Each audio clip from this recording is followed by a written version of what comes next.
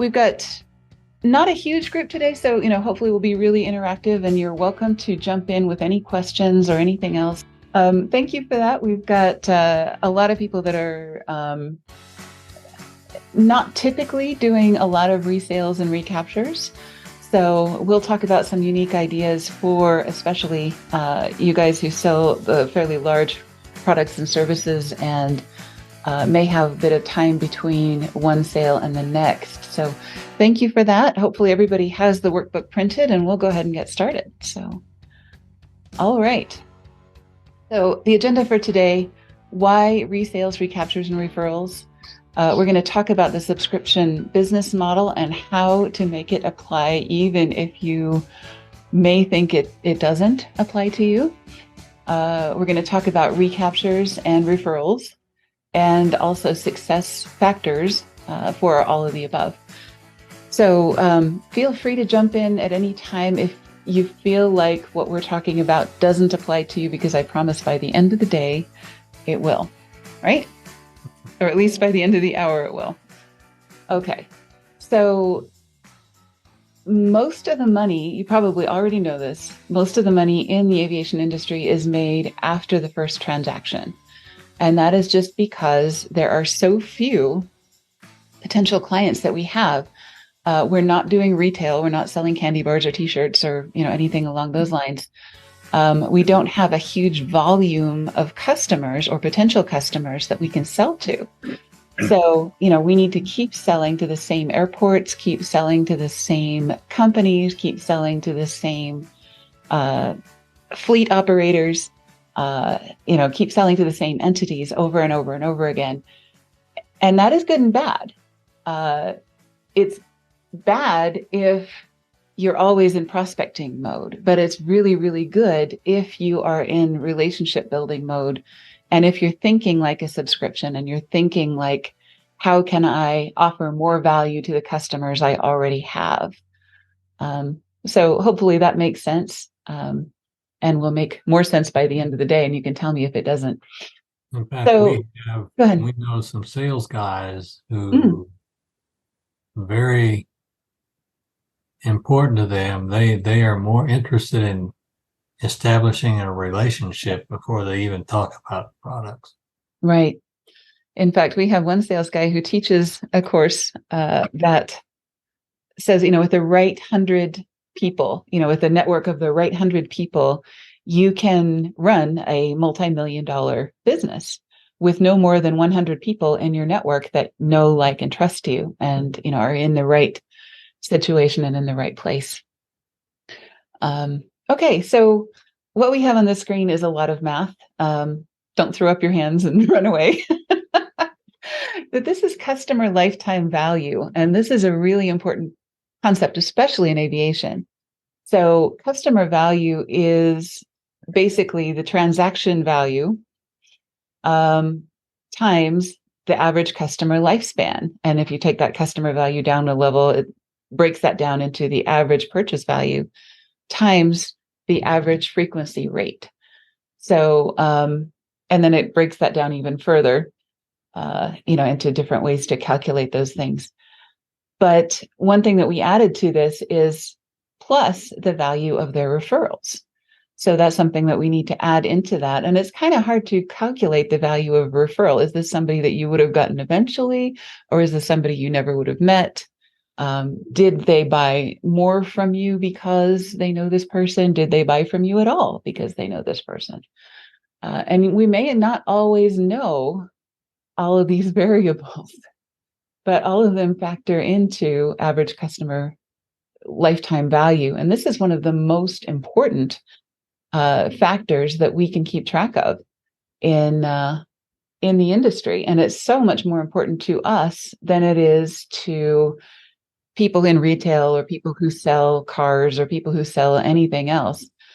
Because of those factors that we mentioned, we've got so few potential customers, and we've got so much riding on those second and subsequent purchases, right? So any questions about customer lifetime value? Does this make sense to everybody?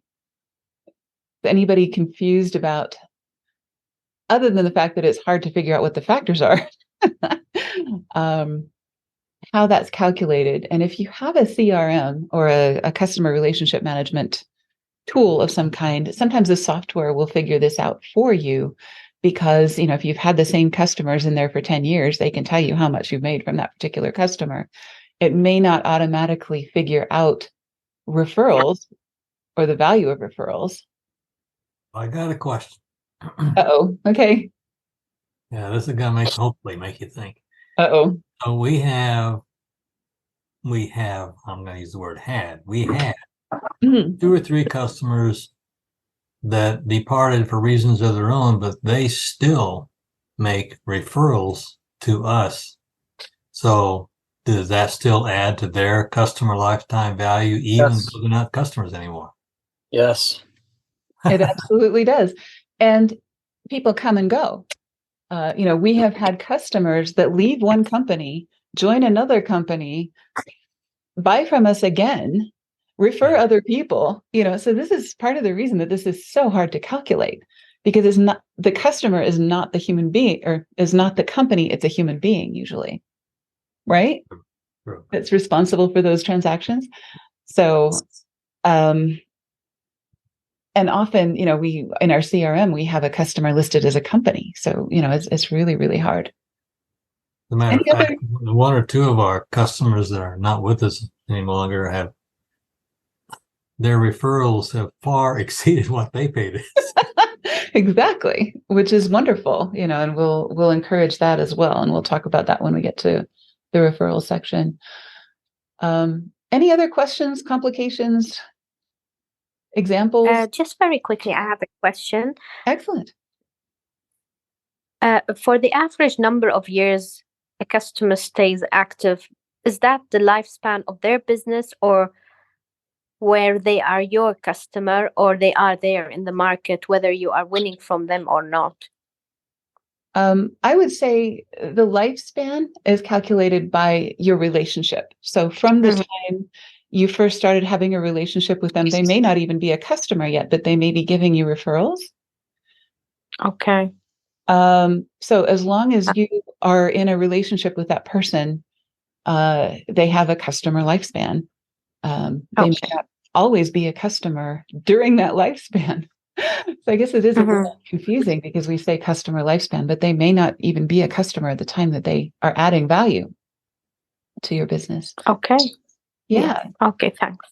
Another complication is sometimes people make referrals to us or add value to our company that are not customers, like partners may make a referral or something like that. So that person actually ends up having a value to us that we aren't necessarily thinking about. And that was a good comment by Michael, because it's not the actual number of that, but in fact, it's the metrics gathered so that we know how well you're doing. Right. That's for sure. And another factor that goes into this is, and part of the reason that this is so important to understand the concept, even if you can't calculate it precisely, is that we're going to ask you to spend money on some things as we're going through today's exercises. Spend some money on those relationships, and you're going to say, well, where is that money going to come from? This is how you figure it out. How much is it worth to you to improve those relationships?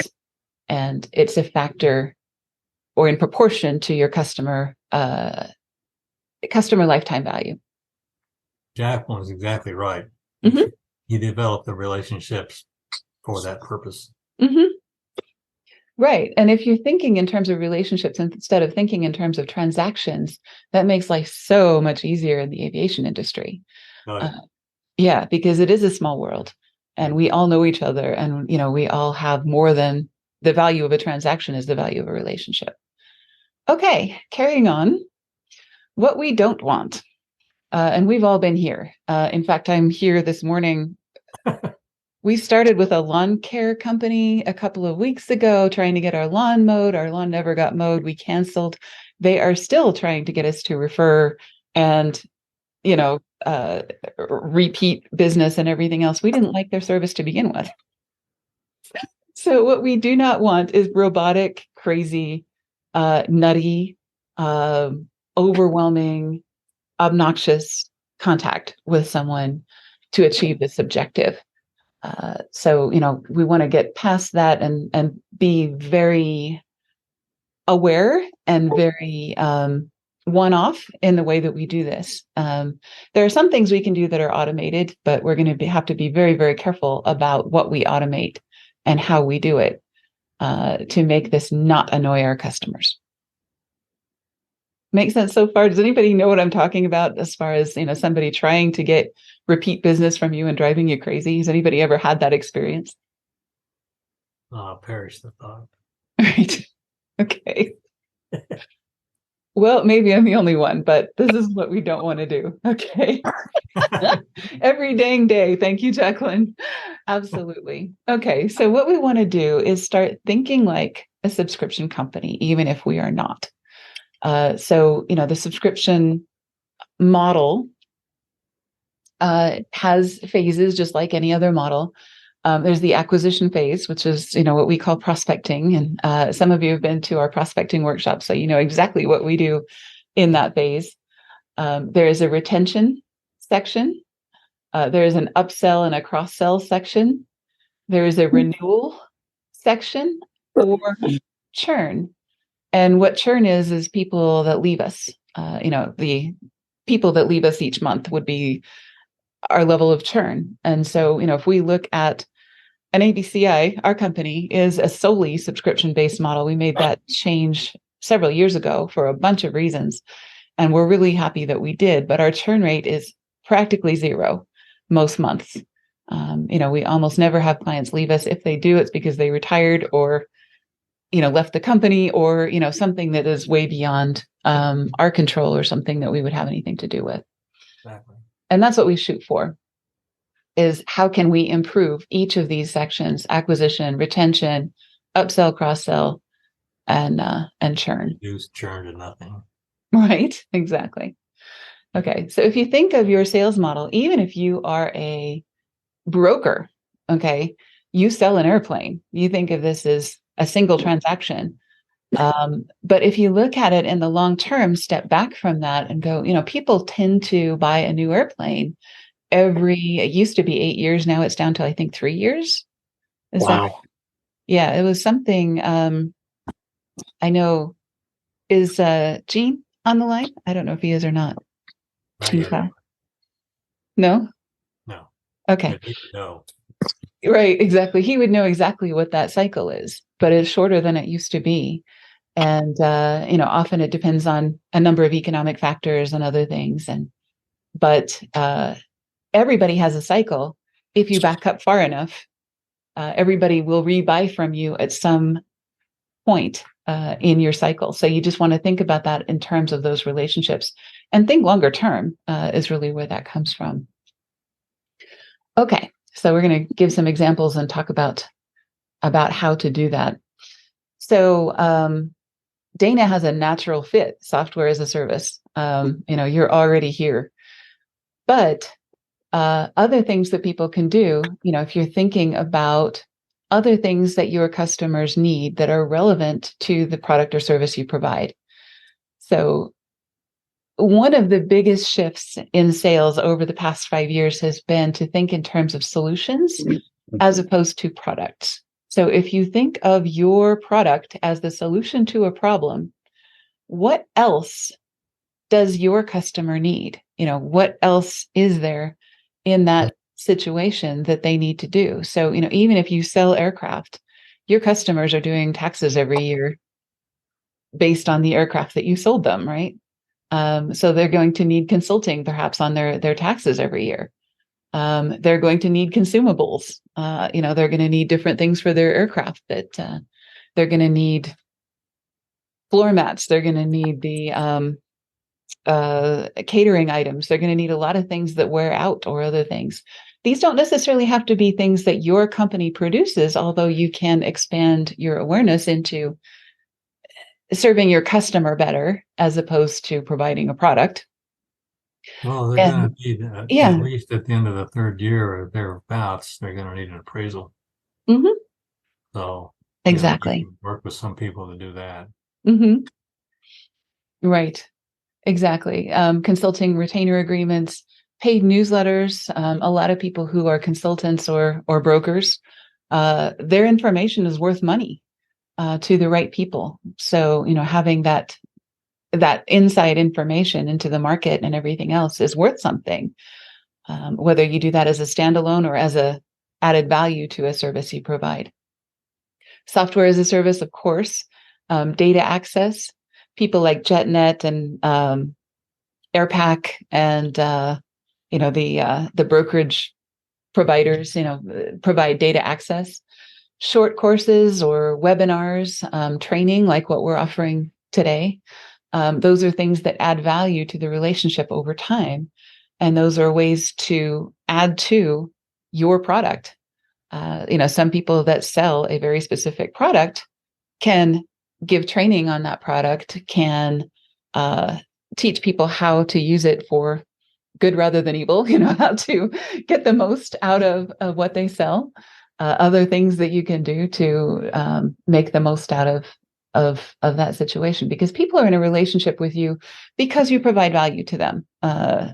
Whether that is a personal relationship or a business relationship, you're providing something to them that they value. And if you can provide more to them, then you can put that into a recurring package of some kind that becomes a subscription. Any other thoughts or ideas about subscription ideas or questions? Maybe somebody is in a business where you think, well, nothing here applies to me. Let me know what business you're in, and maybe we can drill down for you or brainstorm with you for a second.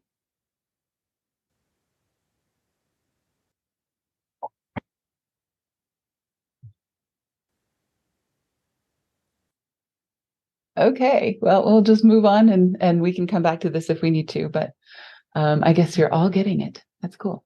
Okay, so more examples, catering, cleaning, maintenance supplies, attorneys, consultants, of course, people are going to continually need your services.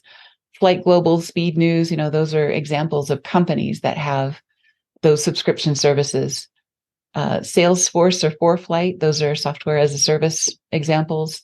NetJet or Airpack, again, those publications or subscription information access subscriptions.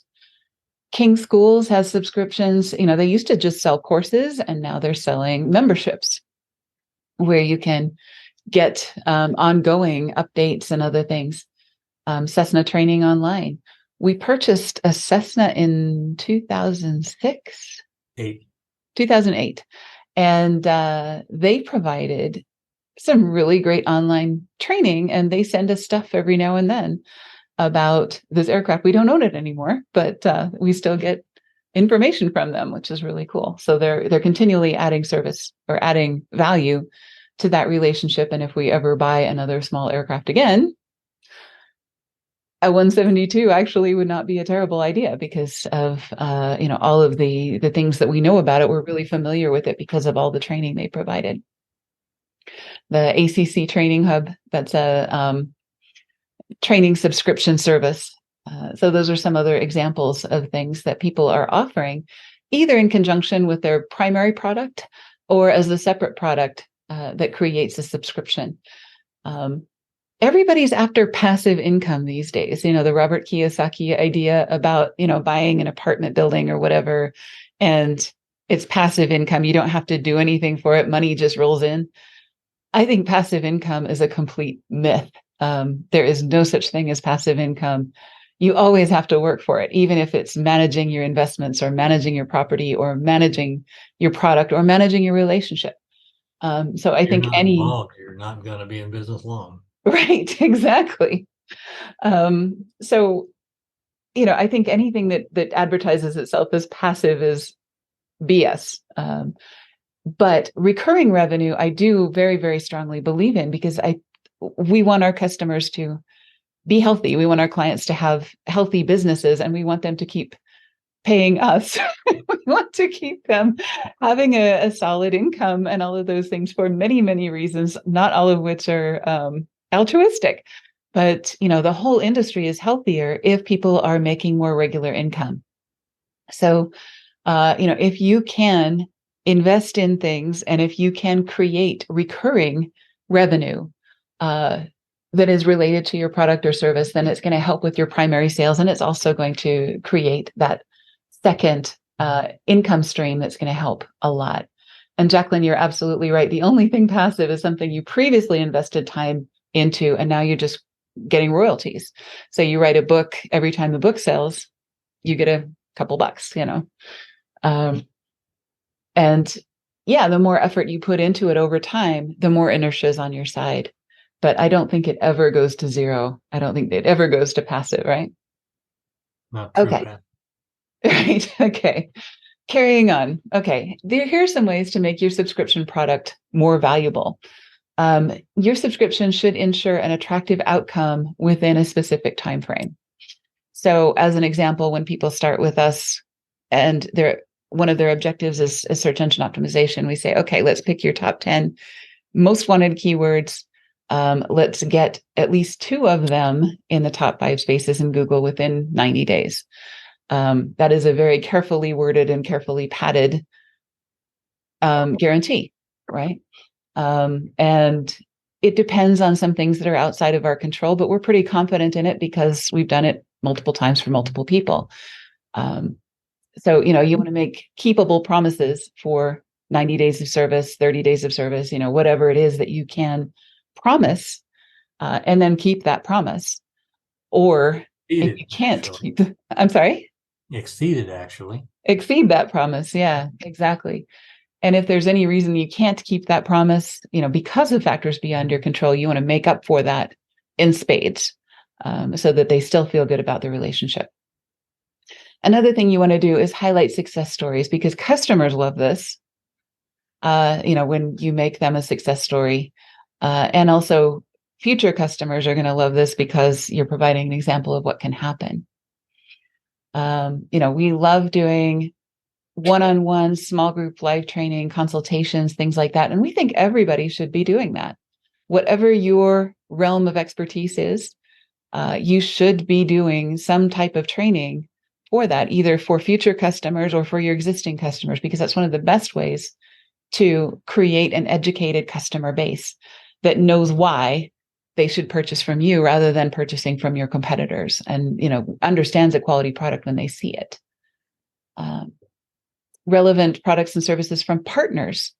So, we have a partnership with In-Flight USA. A lot of our clients need magazine advertising. We don't have a magazine, but they have a magazine. So, there are ways to put these partnerships together in a way that provides solutions to other people that make sense. Priority scheduling and request handling. That's one of our big ones over the last couple of years. As we've gotten busier, we've offered priority scheduling and priority request handling from our best clients, people who buy a higher service level from us or buy an upgrade from us. Their requests are handled first. And, you don't want to make anybody feel like they're not important, but some people are more important than others, quite frankly. And that's the reality of business. Exactly. Jacqueline, you're absolutely right. When you use this source, sorry? Michael, you said something? That's all right. Feel free to jump in again.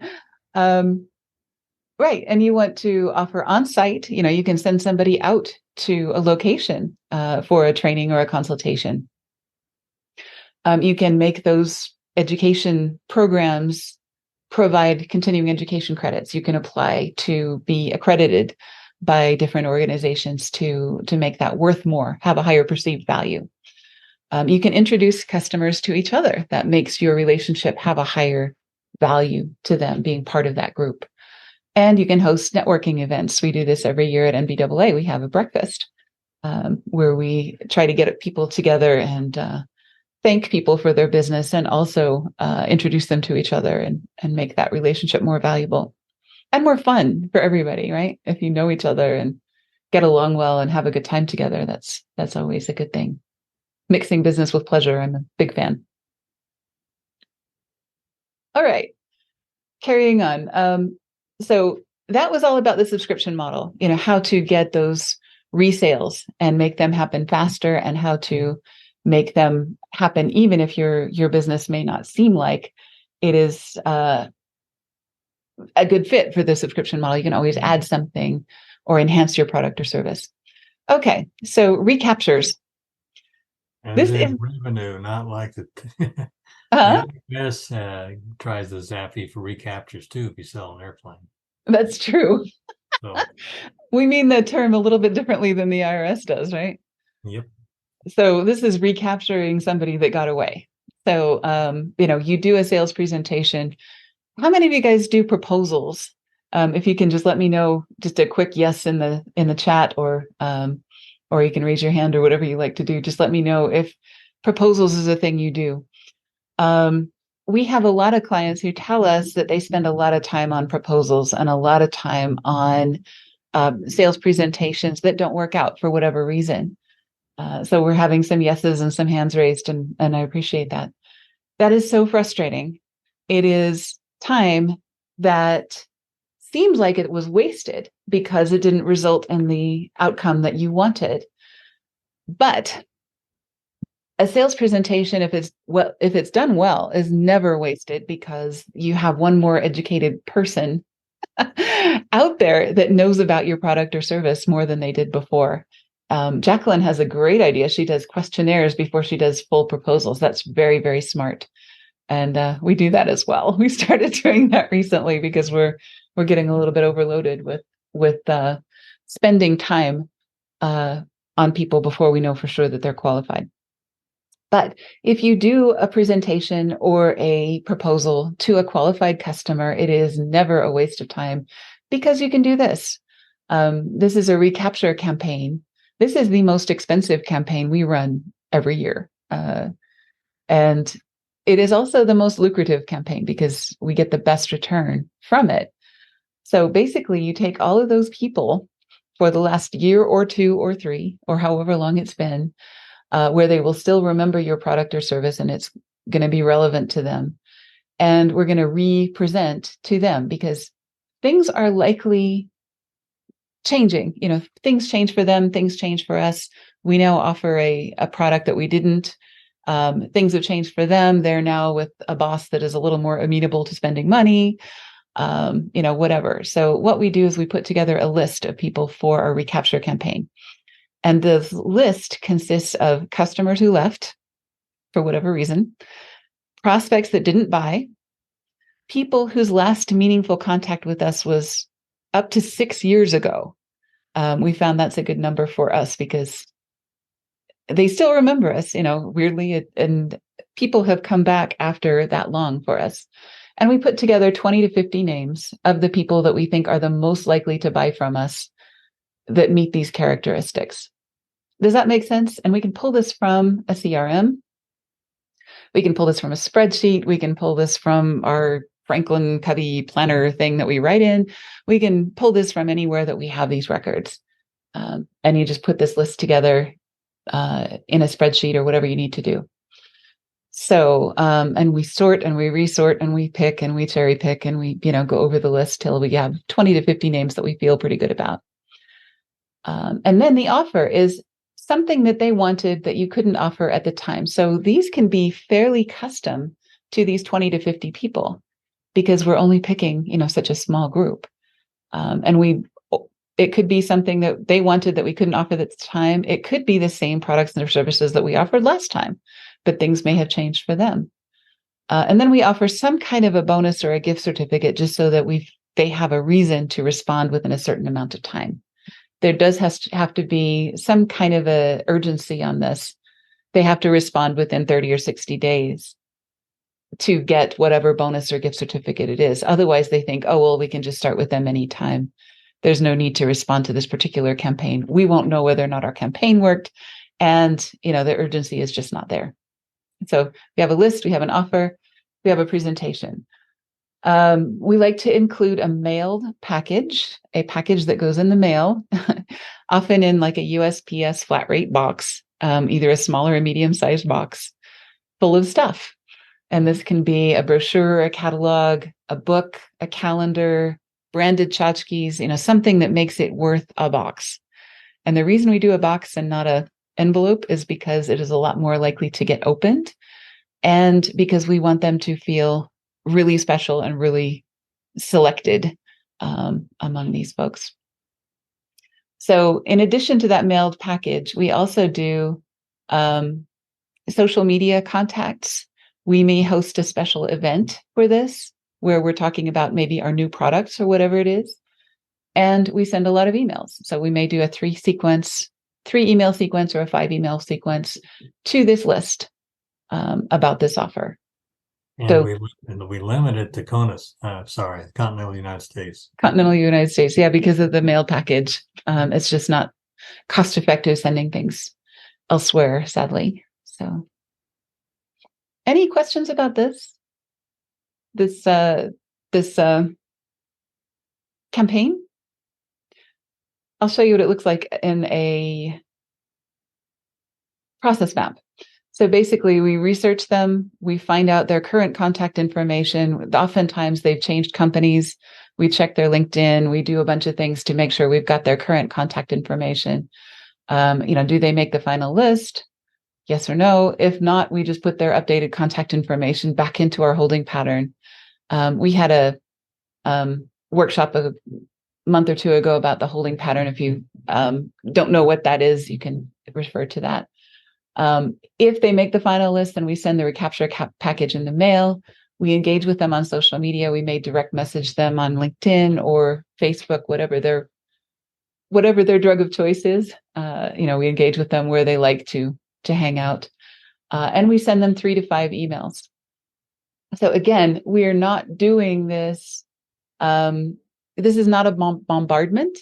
And this is not people that didn't like us or people that we wouldn't want to work with or that we figured are not a good fit. It's just that things didn't work out for whatever reason. So anyway, this is the campaign. We do this over the course of 6 weeks. So we do it once per year.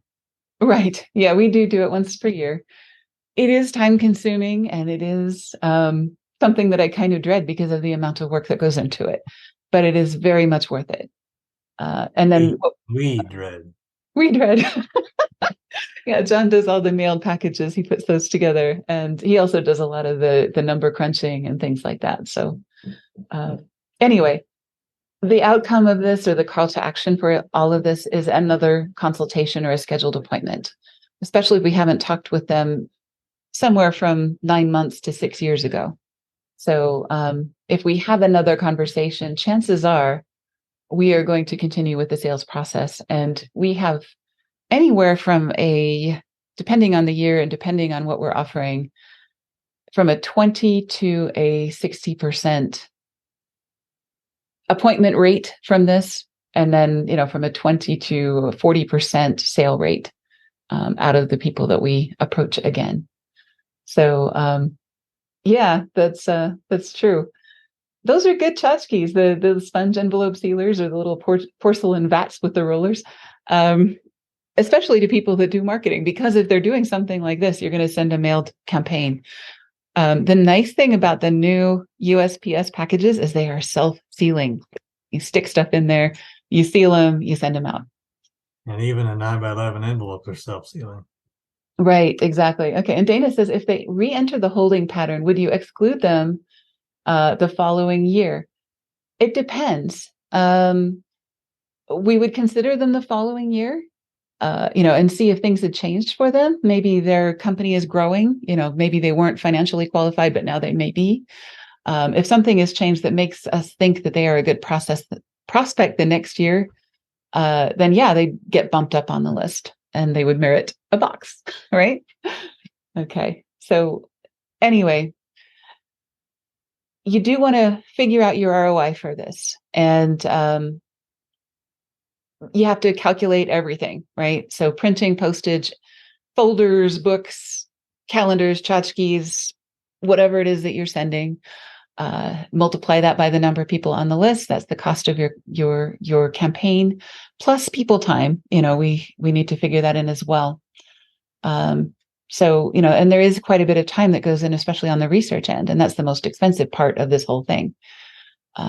So the assets, what you come out of on the other end is prospects that are active in your pipeline. They may not buy from you again, but they might give you a referral, so again, it becomes even weirder to figure out, but it does always, always, always make us happy that we did this. All right. So that's our Recapture campaign. Referrals. From John Janch's book, The Referral Engine, which we covered in one of our book club situations a few years ago, he talks about the core talkable difference. If you are boring, you are not going to get referred. People aren't going to think about you when they're talking to somebody that needs your product or service. They're not going to think about the weird thing that you sent them for Thanksgiving 2 years ago. They're not going to think about the crazy way that you went out of your way for them, or something like that. So you need to be odd enough to be talked about by your clients. And if you don't have a core talkable difference, it is very, very difficult to get referred. So if you are the most boring insurance guy that people know, you're not going to be referred as often as somebody who is a stand-up comedian and is really, really fun to hang with, and that's doing these networking events and other things. And that's just the reality of life. You have to be somebody that people talk about. So when you're thinking about this, what do your customers like the most about you or about your company? What can your competitors not duplicate? And a lot of our clients are very, very different from their competitors. And in the aviation industry, there are very few that are just head-to-head, selling head-to-head against each other. There's always some reason that people would choose one over the other, and you want to just exaggerate that difference and make sure that you're doing that in a way that people notice. It could be an extraordinary guarantee, an unusual service, your location. One of the dispatcher schools that we work with is in Florida, and they have flamingos all over everything, right? And that's kind of their core talkable difference, is that they send flamingo tchotchkes with everything that they do, and so they want their students to come to Florida and do this training. So there's a lot of things that you could do to make this work. It should be very, very easy. Exactly, purple cow. That's Seth Godin's example. That's also very, very famous. You want to be interesting and be the one that stands out. It should be very, very easy for your customers to talk about or explain your company to others. And in a lot of cases, especially with a lot of our clients who sell something very complex, they have to narrow this down to bullet points. And it's so hard for some of our folks who are engineers or product managers or whatever to be accurate and to be interesting and to be short enough that other people get it immediately and can explain it to somebody else immediately. So this is like Elon Musk's Powerwall. His TED Talk, I don't know if it was a TED Talk or was it a presentation. Do you remember, John, when he presented the Powerwall? Oh, that was a long time ago. Yeah. It was one or the other, probably TED. Yeah, I mean, love Elon Musk or hate him, he is very much talked about all the time, and he's very good at staying in the news cycle. But one of the things that he did was he explained the Powerwall, which is very advanced science.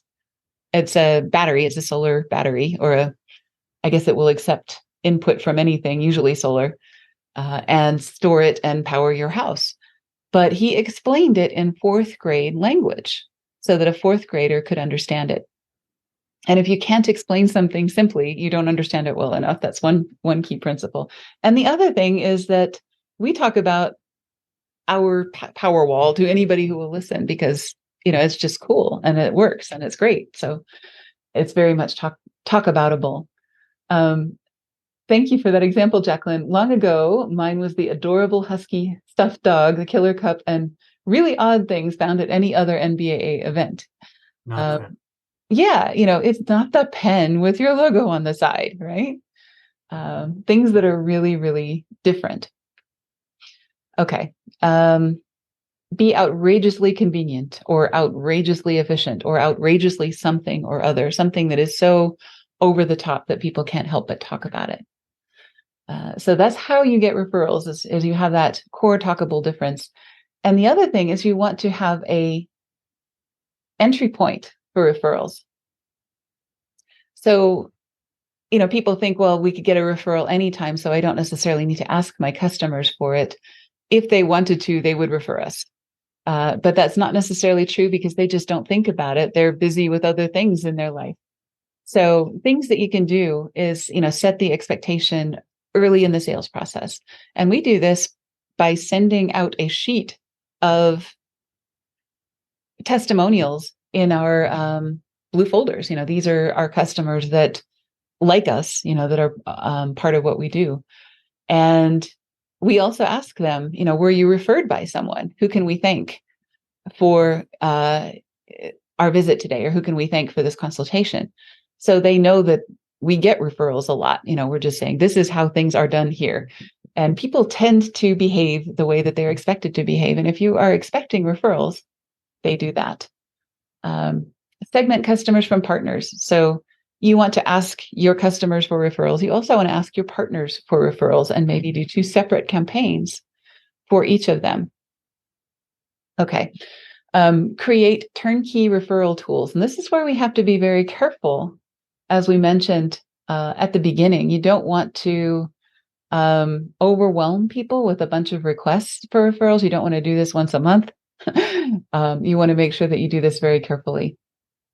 But you can create turnkey referral tools. So, maybe at the 90-day or 120-day mark, a new customer is sent an email saying, how are things going? We'd love to have you fill out a questionnaire about how things are going with us. Do you like our service? What could we do differently? What could we do better? And also, is there anybody that you could refer? And just make that part of that questionnaire that is sent at the 90-day mark or the 120-day mark. And John has feelings about these surveys, don't you, John? Well, to start with, I was going to say this is a very good reason to have a CRM because it remembers all this stuff. Mm-hmm. And we'll send them automatically. Necessarily. Mm-hmm.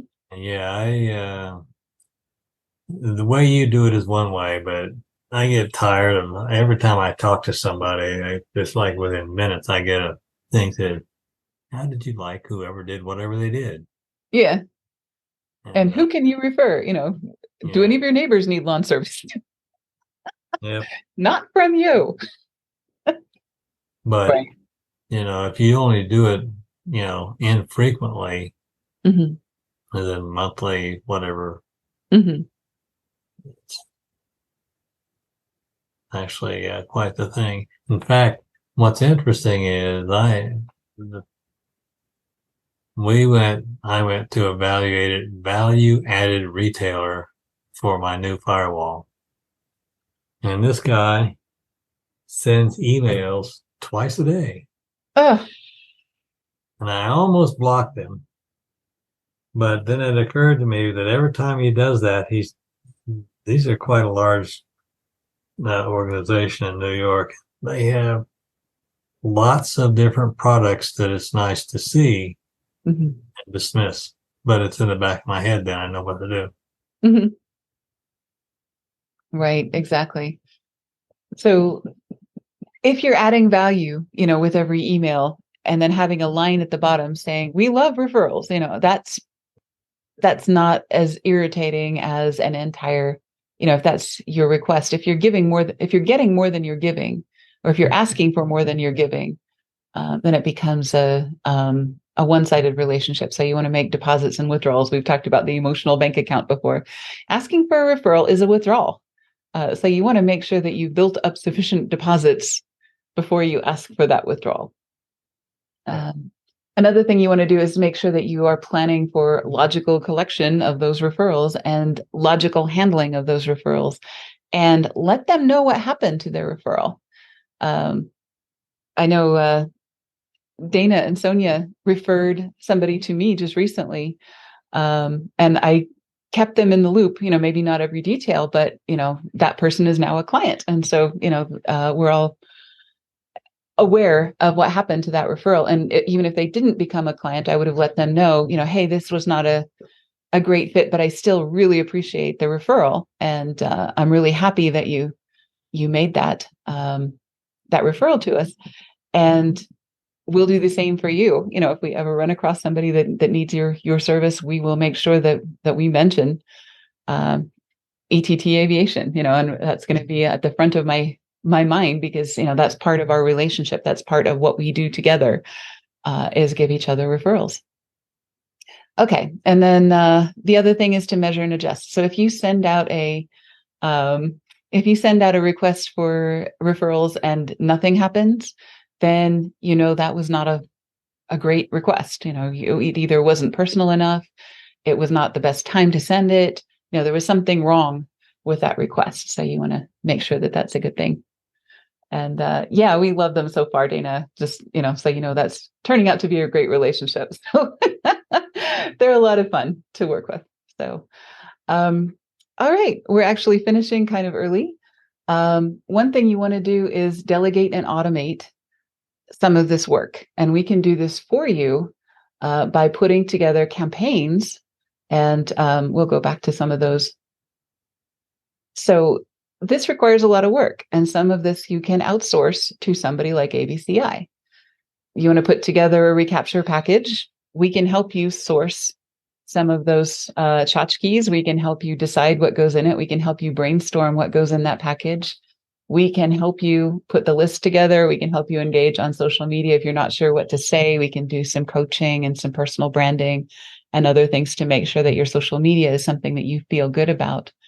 If you want us to help write those emails, that is what we do.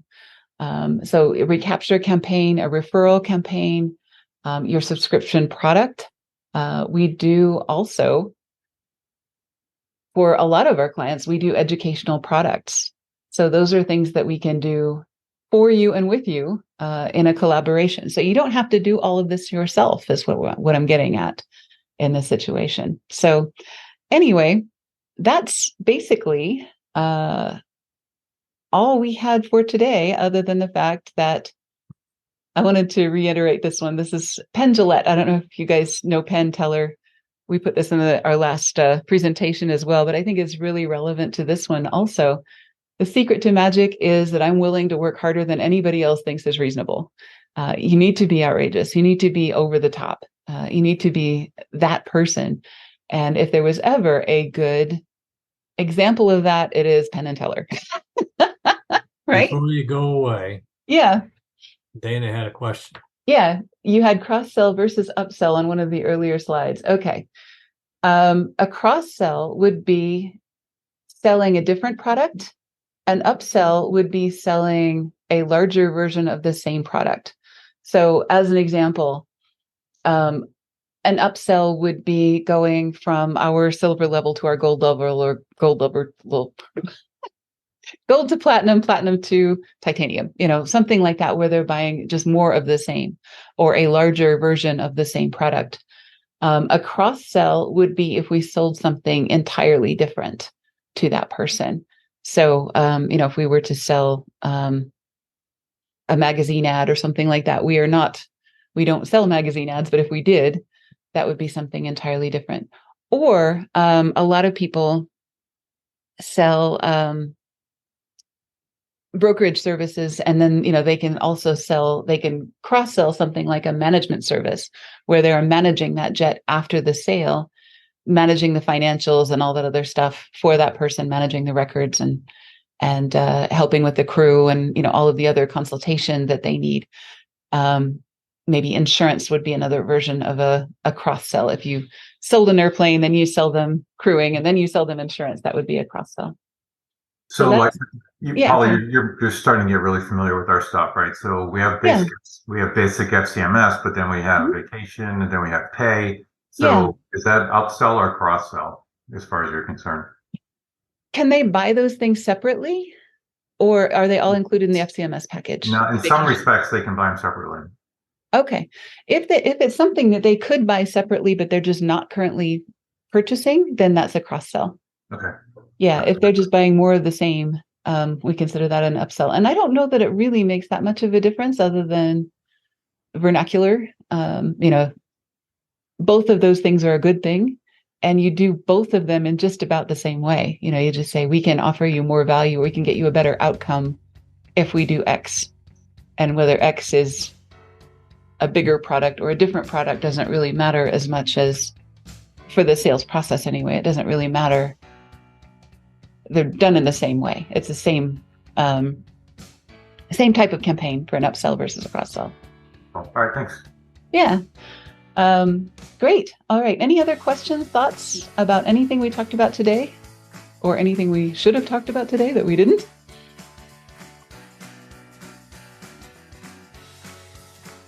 Thank you, Lamis. I appreciate you being here. It was nice to meet you. I know we've been talking on social media quite a bit, and I know it's really late where you are. We'll stay on for questions and comments or anything else. I did want to say that, if you start with us in our marketing lab anytime within 30 days of this webinar and you're not currently a client, we will offer you 3 additional project hours. So I do need to include that message from our sponsor, which is actually us. But anyway, if you're not currently in our marketing lab, you should be. And if you either join us or upgrade within 30 days of this webinar, we would be happy to include an extra 3 hours to do whatever you like. And that might be your email sequence. That might be coming up with your Recapture campaign. It could be whatever you like for that. So thank you for joining us. And thanks, Don. I appreciate you being here. I think this is probably the first webinar you've attended from us, but it's good to meet you. And glad you're here. And Jacqueline, thank you so much for coming again. You're always so helpful in these. Sometimes I feel like I'm left hanging, and you never leave me hanging. You always have a great story or example for us. So that's wonderful. And everyone else, I really appreciate you coming, and thank you for contributing your knowledge, questions, and other things. That just makes it that much more fun for us. So great. Thank you, Jacqueline. I look forward to talking with you, and we'll see you soon.